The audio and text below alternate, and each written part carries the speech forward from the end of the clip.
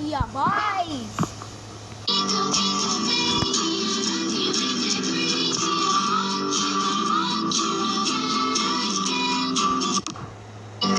We got to be watching his stories, reacting to his stories. I'm hoping this gets some likes because my last reacting video didn't get that much likes though. But let's jump right in. Ripped through the house so loud I sat straight up in bed. He never raised his voice. My dad's voice ripped through the house so loud I sat straight up in bed. He never raised his voice, not once in 16 years. I pulled the blanket against my chest and cracked my door open and pressed my face against the gap. Dad was pacing the living room with his phone against his ear and a locked briefcase gripped in his other hand. Mom was standing in the kitchen doorway with tears running down her face. I said they are not getting anywhere near my family. Dad spun toward the counter and swept a glass off the Quick pause. Nah, I ain't need to say that. edge, and it shattered against the wall. And Mom, Why you just do that for no reason, Timmy? Timmy, for no reason. stumbled backward. My hands tightened on the doorframe. Then Dad saw me through the crack. The fury drained from his face in one beat. His shoulders dropped, his jaw unclenched. He crossed the room and crouched in front of me and put his hands on my shoulders, and the glass was still on the kitchen floor behind him. "Hey buddy, go pack a bag. We're going on a trip." His voice was warm and steady, and it terrified me more than the shouting because the man... Wait.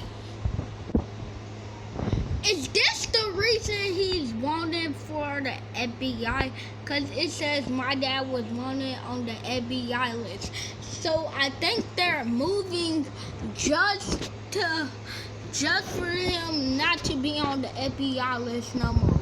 Who'd just thrown a glass, was smiling at me like nothing had happened. Fresh start. Dad said it 3 times during the drive, and each time he gripped the steering wheel tighter. My sister Bea was asleep in the back seat with her stuffed rabbit pressed against her cheek. Mom was staring out the passenger window, chewing the inside of her lip. Nobody had spoken for the last hour, except Dad. His words said vacation, but his knuckles said something else. This is going to be great. The 4 of us with no distractions. His knuckles were white on the wheel. The dirt road twisted so deep into the woods the GPS had died 20 minutes ago. Trees pressed against both sides of the road so tight the headlights barely cut through. Dad pulled up to the cabin and killed the engine, and the silence was instant and enormous. Bea woke up and pressed her face against the window. "Is this it? Can we go swimming?" "Tomorrow, baby." Dad carried the bags in with one hand. The other gripped a locked briefcase that he hadn't let go of since we left the house. He shoved it under his bed before touching anything else. When he opened the trunk, I caught the smell of gasoline on his hands. "Why do you smell like gas?" "Filled up on the way. Pump was broken." I carried Bea and her rabbit inside. The cabin was small and clean and smelled like pine. For a second, I almost believed the vacation story. Dad unpacked groceries while Mom made the beds, and Bea ran from room to room, opening every drawer. I wandered out back and found the lake. The water was still and black. I crouched at the edge, and the trees reflected back like a mirror. Dad came up behind me and put his hand on my shoulder. "I used to fish here when I was your age." He pulled a folding knife from his pocket and crouched by the shore. He picked up a stick and started whittling. "My dad taught me to gut a fish with a knife just like this one. Want me to show you tomorrow?" "Yeah." He handed me the knife. "Keep it. Every man should have a good knife." He showed me how to hold it and clean the blade on your jeans and fold it one-handed. The whole time he was smiling, the real smile, the one that reached his eyes. I folded the knife and put it in my pocket. The weight of it pressed against my thigh. His hand was still on my shoulder, and I leaned into it, and the desperate hope that everything wrong at home was going to be fine here made my chest ache. Then we went inside, and Dad locked the front door with a padlock. Not the deadbolt, but a padlock from the inside. The click rang through the whole cabin, and I flinched. Mom saw the padlock, and her whole body went rigid. "Just for safety," Dad said. "We're in the middle of nowhere, and if anyone comes up that road, you come tell me first." "Why would anyone come up here?" "They won't, but if they do..."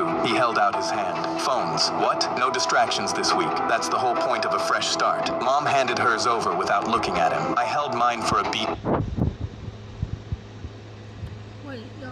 Too long, and Dad's eyes locked onto me, and something behind them flickered. Jesse, I handed it over. He put all 3 phones in a lockbox and slid it under the bed in his room. Bea tugged his sleeve hard. Daddy, can I call Grandma? Not this week, baby. Why? Because this week is just for us. His phone buzzed in his pocket. He pulled it out, and his face changed when he saw the screen. He silenced it and shoved it back. Who was that? Nobody. He smiled, but it didn't reach his eyes. The dread crept up my spine, and my hands went cold for the first time. We ate dinner without talking. The wind scraped branches against the boarded windows. Dad made pasta that night. Bea talked about the lake and the trees and her rabbit. Dad smiled at her and responded to everything she said. He set his fork down with a click. Some ground rules for the trip. Mom's hand froze over her plate. No going outside after dark. No exceptions. He looked at each of us. No leaving the table during meals. He looked at me specifically. No talking after 8 p.m. That's insane, I said. It's peaceful. That's the difference. We can't talk after 8? You can talk, just not loudly. Mom put her hand on my arm under the table and squeezed. The squeeze said, shut up.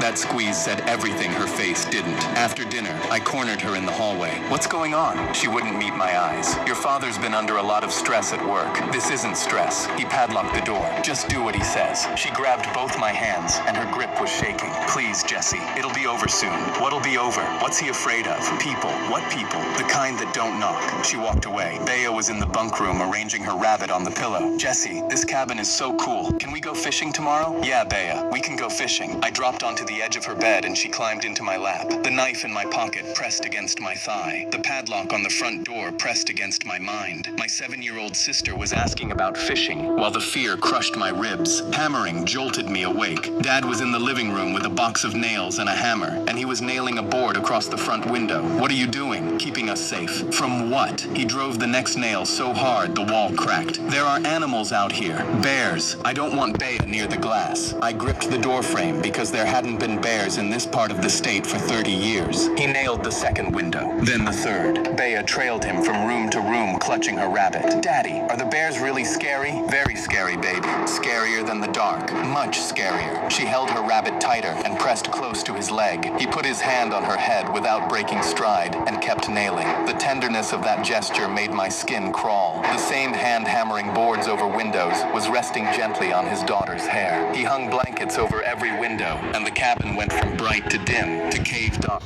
Now I get it. He don't want them to see him. Like, he don't want the FBI to swat him. Because that's what they're gonna do. Yeah, that's what's wrong. And Bea came back to me, clutching her rabbit. Jesse, it's dark. And he crouched in front of her and said, I know, baby. We're playing a game. Whoever keeps the blankets up the longest wins. She believed him. New rules. No going near the doors. No looking behind the blankets. No asking. Yo, let me leave a like. This was crazy. I might do a reaction to Feed John. Nah, but I know what y'all can be thinking. It's not like feet. It's Feet John. Wait. We back. Talking about the phones, no talking about home. Every rule was delivered in the same calm voice, like he was reading a menu. Mom cooked lunch, and her hands were shaking so badly she dropped a pan, and Dad said, careful, in a tone that made the hair on my arms stand up. After lunch, Mom pulled Dad into their bedroom, and I pressed my ear against the door. You have to stop this. The kids are scared. The kids are fine. Jesse isn't fine. He's asking questions. Then stop him from asking questions. This isn't what you said. You said a week. You said it would blow over and we'd go home. Plans change. I want to go home. A sound. Sharp. Skin on skin. Mom gasped. Then silence. I shoved the door open. Mom was holding her cheek. Dad stood over her with his hand still raised. The horror hit me like ice water because the look on his face wasn't anger. He looked annoyed, like she'd interrupted a meeting. Go back to your room, Jesse. You hit her. I said go back to your room. Mom shook her head at me, tears streaming, mouthing, go. I went. I dropped onto my bunk, shaking. I pulled the fishing knife. Why did he hit her? Okay.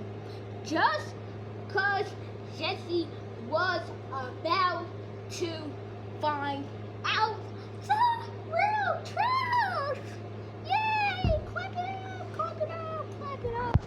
From my pocket and opened it. The blade caught the light, not to use it, to remind myself I had something. Bea was coloring on the floor. Jesse, is Daddy mad? No, he sounds mad. He's just tired. Can we go fishing? Maybe later. I waited until midnight. Dad was asleep in the chair by the front door with the hammer across his lap. I crept to the back bedroom and woke Mom and Bea. We're leaving. Mom shook her head. He'll hear us. The window in Bea's room. It's the only one he didn't nail from the outside. I carried Bea to the window. She held her rabbit against her chest. I slid the window up inch by inch. Night air rushed in cold and clean. I lifted Bea onto the sill. Climb down. I'm right behind you. The floor creaked behind me. Dad was standing in the doorway. Put her down. Bea started crying. Daddy, put her down, Jesse. Now. His voice was calm. I lowered Bea back inside. Dad walked to the window and closed it. He pulled a handful of nails from his pocket and hammered it shut. Bea was sobbing in the corner. Mom pressed her hand over her mouth. He nailed every remaining window in the cabin. The padlock on the front door and the nails in every window meant the cabin was sealed. The hammering took 15 minutes, and each nail was another door closing. When he was done, the cabin was sealed. No way in, no way out. He sat back in his chair by the front door. I'm doing this for us. I cornered Mom in the hallway. What is going on? She grabbed both my hands. Her grip was shaking. There were threats before we left. Phone calls. Someone threw something through the living room window. What? Your father said people were coming after us because of something at his company. He said the cabin was the only place they couldn't find us. The fear in her voice was real. The shaking in her hands was real. The padlocks, the nails, the phones, it all clicked. My dad wasn't losing his mind. He was protecting us. I went to him. He was sitting by the front door with the hammer across his lap, looking exhausted. Dad, he looked up. I'm sorry I fought you. His face changed. The tension drained out, and for the first time since we arrived, he looked like my dad again. You understand? People are coming. You're keeping us safe. He stood up and put both hands on my shoulders. That's all I've ever wanted to do. The next morning, I held the boards while he reinforced the back door. We worked side by side, and the rhythm of the hammer felt like something I'd been missing. He taught me how to angle the nails so they held stronger. You're a quick learner. I had a good teacher. He squeezed my shoulder. You're going to be a good man, Jesse, just like me. I believed him. I helped him stack.